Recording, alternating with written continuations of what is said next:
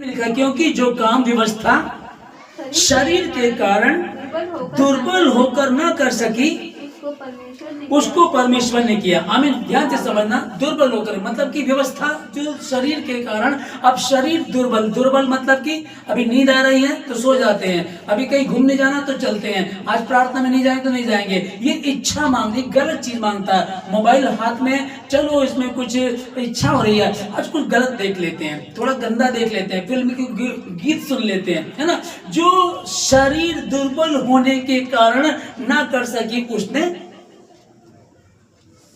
अर्थात अपने ही पुत्र को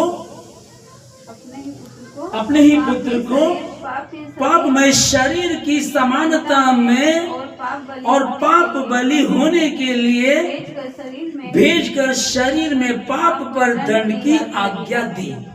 पाप पर दंड की आज्ञा दी। हालेलुया। अब मेरे लिए मुश्किल था, आपके लिए मुश्किल था, बहुत लोगों के लिए मुश्किल है, लेकिन ठीक है, मुश्किल है। अरे जब कोई बीमारी होती है, कोई तबीयत खराब हो जाती है, एक डॉक्टर के पास जाते हैं, नहीं ठीक हो रहे, दूसरे पे, तीसरे पे, चौथे पे, फिर डॉक्टर से पूछते थे क्या करें, वो कहता थे चंडीगढ़ जाओ, दिल्ली जाओ, यहाँ जाओ, वो लिखता है ना, तरीके हैं ना उसके, आखिरी तक लगे रहते हैं। भैया डायलिसिस करानी है, भैया वेंटिलेटर पे डालना, कुछ भी करो जी, हमारे मरीज को बचाना। हम करते हैं ना, तो यहाँ लिखा तो है। जब हमें समझ में आ रहा, मैं समझ नहीं पा रहा हूँ, मैं यार चर्च जाता हूँ, मैं फिर छुट्टी कर जाता हूँ, मैं यार प्रार्थना करना चाहता हूँ पर मैं नहीं कर पाता, मैं उपवास रखती हूँ, मैं नहीं रख पाती हूँ। जब हम इसको देखेंगे तो समझ में आ जाएगा, है ना। ये जो लिखा है रोमियो 8:3 में लिखा है, क्योंकि जो काम व्यवस्था शरीर के कारण दुर्बल होकर न कर सकी उसको परमेश्वर ने किया। हालेलुया। उसको परमेश्वर ने किया। अब जो शरीर दुर्बल होने के कारण नहीं कर सकी, व्यवस्था थी, नहीं कर सके, नहीं हो रहा था, उसको परमेश्वर ने किया। और कैसे कि अर्थात अपने ही पुत्र को पापमय शरीर की समानता में और पाप बलि होने के लिए भेजकर शरीर में पाप पर दंड की आज्ञा दी। आमीन। जो घड़ी घड़ी बार बार हम पाप करते थे, बार बार करते थे, अभी क्या चल रहा है ध्यान से समझिएगा कि परमेश्वर ने भविष्यवाणी की मैं अपने पुत्र को भेजूंगा, फिर लेकिन नहीं भेजा गया। फिर जब समय पूरा हुआ तो यीशु मसीह आया। ओके, उसका पुत्र समय पूरे होने पर आया। जब समय पूरे होने पर आ गया, अब उसके बीच की कहानी जो चल रही है कि किसी ने तो हमको सुसमाचार बताया ही नहीं था, अन्य जाति को बताया नहीं था, अन्य जाति से वो बात नहीं करते थे, सामरी लोगों से बात नहीं करते थे, सामरी लोगों को पास बैठने नहीं देते थे, सामरी लोगों के नगर से होकर भी नहीं गुजरते थे, इतना तुच्छ जानते थे, तुच्छ मानते थे उन लोगों को, गैर जातियों को। अब किस तरह से ये वचन हमारे पास पहुंच सकता था, कैसे पहुंच सकता था? परमेश्वर ने फिर जब देखा कि ये यहूदी लोग सीधी उंगली से नहीं मान रहे, तब परमेश्वर गैर जाति के लोगों को उभारता था और वो आकर इन पर हमला करते थे, इनको अपनी गुलाम बना करके ले जाया करते थे। अब इनकी कई कई पीढ़ी गुलामी में गुजर जाती थी, कई कई पीढ़ी गुलामी में गुजर जाती थी। सोचो आप, यहाँ हम लोग हिंदी बोलते हैं और हाँ यहाँ किसी को कोई ले जाए अमेरिका, ओके, वो भाई अमेरिका गया, जैसे कि मेरा ब्रदर इन लो रेचल का जो सगा भाई है वो लंदन में है, तो अब जो उसके बच्चे वहाँ पैदा होंगे वो हिंदी बोलेंगे, इंग्लिश बोलेंगे, ठीक है ना। फिर वो फिर दूसरी पीढ़ी आएगी, तीसरी आएगी, चौथी आएगी, ऐसे करके क्या होगा, वो अपनी भाषा को भूल ही जाएंगे। अपनी जो ओरिजिनल लैंग्वेज थी वो लोग भूल गए थे और जहां वो रहते थे वहीं रहने लगे। अब मजबूरन उनको अपनी व्यवस्था को अनुवाद कराना पड़ा, इसको दूसरी भाषाओं में लिखवाना पड़ा और इस प्रकार से दूसरे लोगों तक भी पहुंची। हालेलुया।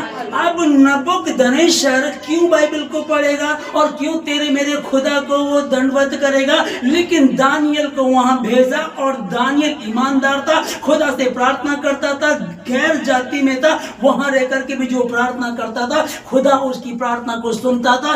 एक दिन षड्यंत्र रचा, ये सिचुएशन क्रिएट करने वाला वही यहोवा है, वरना किसी के बाप की औकात नहीं कि तुमको टच कर सके। जब दानियल की बात आई कि एक कहानी परमेश्वर ने विरोधियों के मन में डाल दी, मूर्ति खड़ी की जाए, सब लोग उसको दंडवत करेंगे। अब सब लोग दंडवत करेंगे, लेकिन ये लोग दंडवत नहीं करेंगे, जो मेरे 4 लोग वहां ये दंडवत नहीं करेंगे, ठीक है ना। जब ये दंडवत नहीं करेंगे तो इनको सजा दी जाएगी, जब इनको सजा दी जाएगी तो मैं वहां चमत्कार दिखाऊंगा, जब चमत्कार दिखाऊंगा तो रात को राजा को नींद नहीं आई और वो दानियल की गुफा के पास जाकर के बोलता, हे दानियल, हे परम प्रधान परमेश्वर की संतान, क्या तेरा परमेश्वर तुझे बचा सका जिसकी तू नित्य आराधना करता है? कहता हाँ। शेरों के मुंह बंद कर दिए थे। तब जब वो बाहर निकला, बाहर निकल करके आया तो नबूकदनेस्सर क्या बोलता है? तेरा खुदा बड़ा है। हालेलुया। तेरा खुदा बड़ा है। तो पहुंच गई स्टोरी। जब ये यहूदी लोग लोगों को सुसमाचार नहीं बताते थे, ये संदेश नहीं बताते थे उद्धार करता आएगा, सेनाओं के यहोवा ने, जमीन और आसमान के बनाने वाले परमेश्वर ने सब धर्म, जाति, कुल, क्षेत्र, भाषा, गरीब, अमीर, ऊंची जाति, नीची जाति, सबसे प्रेम किया। जितने मनुष्य है सबसे प्रेम किया और पहला मनुष्य उसने अपनी समानता में बनाया, इसलिए हर व्यक्ति उसकी समानता में, सबको उसने अपनी समानता में बनाया। सबके लिए समाचार प्रचार था। प्यार से तो मान नहीं रहे थे। परमेश्वर ने क्या किया? पहले इनको गुलामी में भेज दिया।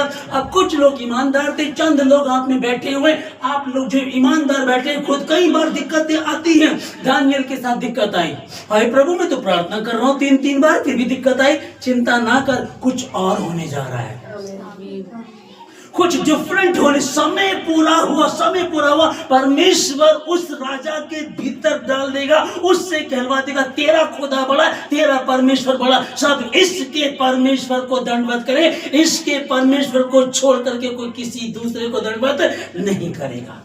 भेजा परमेश्वर ने। अब ऐसे करके प्रभु ने काम करना शुरू किया। जब वो नहीं मान रहे थे, यहूदी तो आज भी नहीं मानते, बाइबल में पढ़ते निकाल, नबियों को मारने वाले कौन है? भविष्यद्वक्ताओं को मारने वाले कौन है? यीशु मसीह जब यरूशलेम के पास पहुंचा पाम संडे के समय में, जब वो जाता था कहता है कि मैं तुझसे, हाँ तुझसे कह रहा, तू जो भविष्यद्वक्ताओं की कातिल है, तू है, तुझ में ही है, तुझसे बाहर कोई भविष्यद्वक्ता नहीं मारा गया, नहीं कत्ल किया गया, तुझ में ही कत्ल किया गया। आप बताइए यरूशलेम किन का? यहूदियों का। जब समय पूरे हुआ, भविष्यवाणी हुई थी मैं भेजूंगा, ये सुसमाचार लोगों को बताना था, उद्धार करता आएगा, ये बताना था। अपने अपने देश में, अपने अपने शहर में, अपनी अपनी गलियों में, रिश्तेदारों में, परिवारों में बताना था, सुसमाचार प्रचार करना था, लेकिन नहीं किया किसी ने। पर जब परमेश्वर ने देखा कि ऐसा नहीं है तो उसने काम करना शुरू किया। हालेलुया। परमेश्वर का मंदिर टूट गया है और बनाता कौन है? 52 दिनों में नehemiah। नehemiah कहाँ है? गुलामी में। नehemiah पूछने लगा भैया क्या हाल है वहां का? ये तो बचपन से वहीं रह रहा था और इसने मंदिर को बनाया। मंदिर को बना ये रहा, लेकिन हुक्म कौन दे रहा? गैर जाति का। गैर जाति के अब उस हैकल को, उस पवित्र मंदिर को बना रहे हैं, वो ऑर्डर दे रहे हैं, उनके द्वारा वो मंदिर बनाया जा रहा है। हालेलुया। मैं अपना काम किसी से भी ले लूंगा। क्या समझता है अशोक कि अगर मैं नहीं हुआ तो काम नहीं होगा? भैया तू नहीं होगा, तू पछताएगा, तू रहेगा। वो अपना काम किसी को भी उठा करके कर लेगा। मुझ जैसे दरिद्र को, तुझको, गंवार को, जाहिल को उठा लिया और अपना काम उसने ले लिया। आज भी लेता है। हालेलुया। अगर हम समझेंगे कि मैं तो उसके हाथों की रचना हूं, तेरी इच्छा जो तू चाहे मेरे जीवन से कर, ऐसा कहेंगे, वो तुमको इस्तेमाल करेगा और उठाएगा। कहता है कि जगत के मूर्खों को छोड़। हालेलुया। आप अगर ऐसा समझेंगे, अगर कहेंगे तो आमीन। जो लिखा है कि जब समय पूरा हुआ तो प्रभु यीशु मसीह आया, अपने पुत्र को भेजा गया। उन लोगों ने नहीं बताया, पर क्या आज मैं और आप तैयार हैं? फर्क है। सुसमाचार बताया, सुसमाचार आया, लेकिन यहूदियों ने किसी को नहीं बताया। यीशु मसीह तो यीशु मसीह को ही ग्रहण नहीं कर रहे, उसी को कह रहे इसमें तो दुष्ट आत्मा है।